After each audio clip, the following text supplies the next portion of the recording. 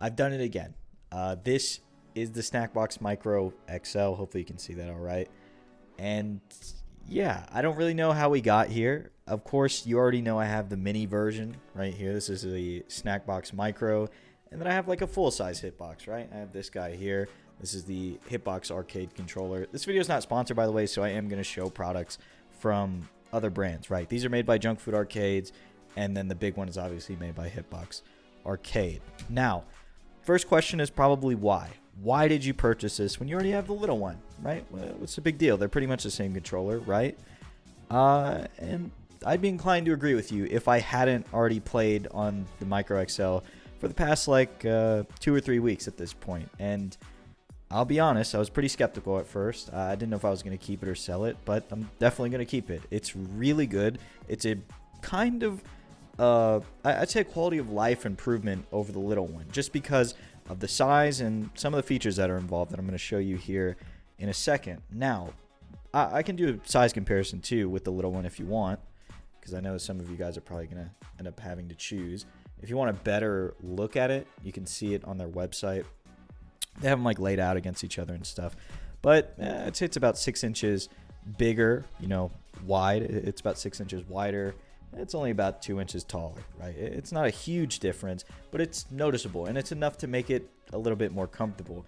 But it's not the size of like a behemoth like this. You know, this, I hate to say this, but this size of Hitbox, to me, is becoming a little bit excessive when it comes to traveling, right? Like, Hitboxes are becoming so thin and small that traveling with the Hitbox arcade controller, something like a full-size Hitbox, seems excessive, because it means oftentimes you have to check a bag or something like that. And I have to fly back and forth between where I'm at now and back to Houston a lot. So this, I mean, I probably paid more to check a bag for it than I did for the controller.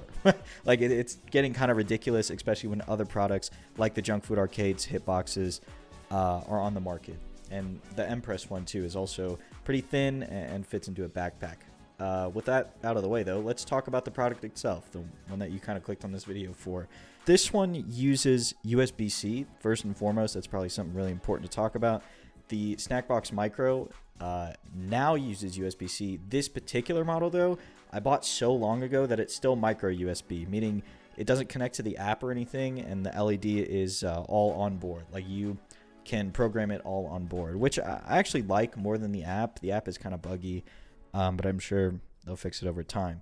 So yeah, this one is USB-C though, so it's better than, they're both better than the normal Hitbox arcade controller, because that one uses an aviator cable. Somebody said it's called an aviator cable, like I was supposed to know what that was in the comments.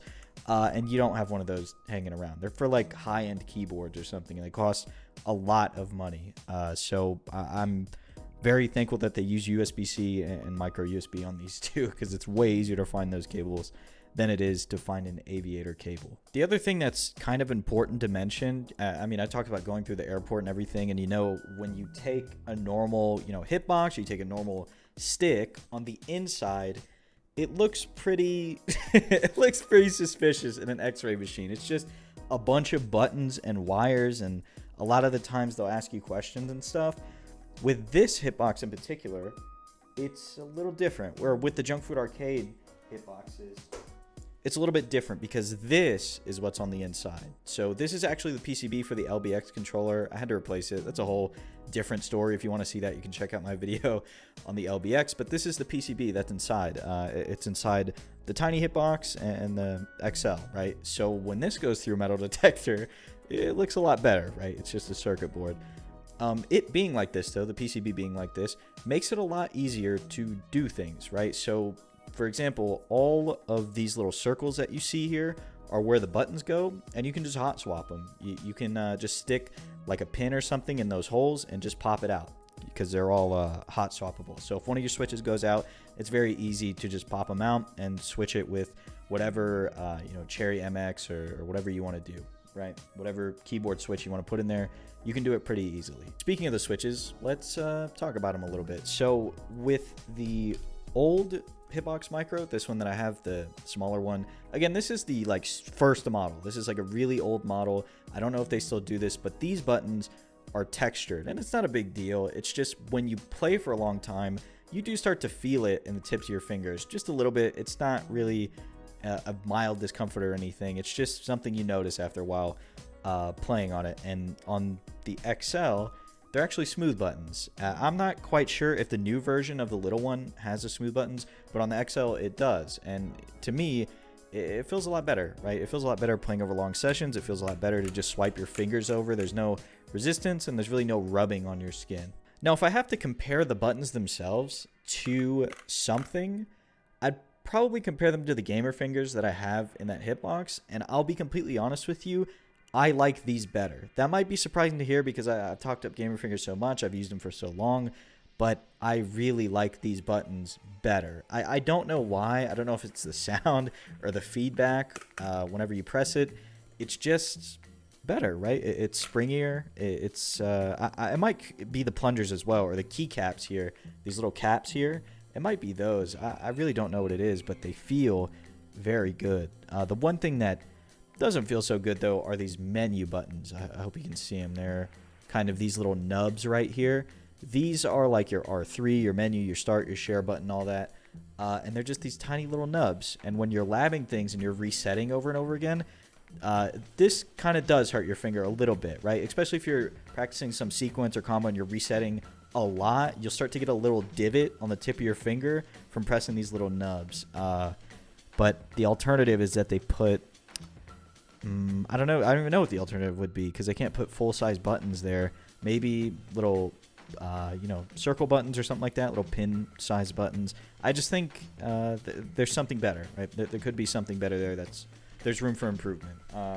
It is a big improvement over the Hitbox Arcade controller, though, the one that I have specifically, because there is no reset button on there. There's no like L3 button. You have to go into like Steam settings and remap it manually if you need that button. So I'd rather just play on this.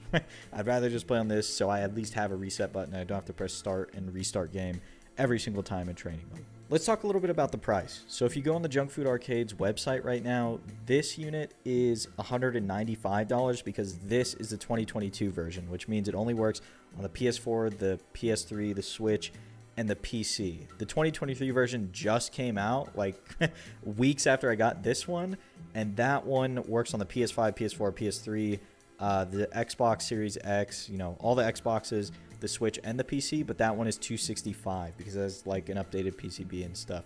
So if you're not planning on playing on a next-gen console, you can save about like $70 or something like that. But if you want the peace of mind, then you gotta pay a little bit for it.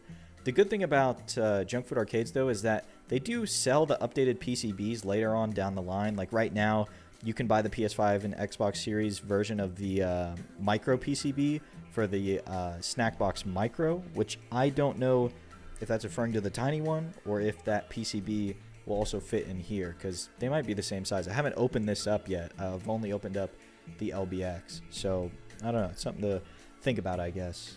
They also have the micro with the artwork case if you want to purchase that, which is just a microcontroller with a clear case, and then you can put art in it.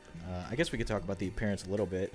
You can see my unit in particular is white. This one also comes in gray. I just didn't really like the gray, though. It looked kind of cheap to me, so I went with the white. I don't really like either color, to be honest with you. I would have rather had it in black or something, but those are my only two options. This unit in particular, right, so the MicroXL does not have an art case yet, but I'm sure it's coming in the future. If that's something you're, you really care about art and customizing your stick, then that's something you could wait for. As far as disassembly and, taking things apart and working on them, it's fairly easy. It doesn't have any hex screws like the Hitbox Arcade controller or anything like that. It's just 6 like Phillips head screws. That's all it is. You just unscrew them, and then the PCB is right there. No wires or anything like that. Again, it just looks like this on the inside and has little buttons stuck in here. I know maybe controllers like this could be scary for people who work on their sticks a lot, because I personally don't know what I would do if I had a power issue or something like that on a stick like this, or one of the buttons stopped working, because there are no wires leading to them, right? And if something goes wrong with power wise or like software stops working, it's just all stored on this chip, right? It's not like a, I mean, this is a brick chip, but it's not like a brick board that you can just start unplugging things and plug them back in and try and figure out the issue. It's just on a board like this, and I don't really know how that works. I don't have the expertise to work on something like this, but I do have a little bit of expertise in electronics, so that works out a lot better in the Hitbox Arcade controller because there's a lot of wires connected to a board. The only real problems I have with it are the LED kit is controlled by an app, so you have to connect this via Bluetooth to your phone and then control the lights from the app, but the app just doesn't function properly sometimes. Like if the stick connects to your phone and then you go to adjust the LEDs, then you tab out of the app and then you go back in, it like loses connection, or sometimes it doesn't connect. It's like 50-50 whether the stick actually connects or not, and if the changes will go through. Also, I don't know how you turn the Bluetooth off on the stick. It's just like always on whenever it's plugged in. So that's really weird. There's not really an option to turn it off, and I don't really know how that works. The one thing I am kind of happy to report is that it fits in my lap pretty well, right? I'll probably just show a clip of it in my lap from a terrible camera angle because I don't know how to set that up here. But yeah, it fits my lap pretty well, especially compared to the tiny little microcontroller. And that's a big deal for me. I know in the last video I said that, and somebody got like extremely weird about it. They're like, I don't really understand the fetish, but I don't know why they used the word fetish, but they did.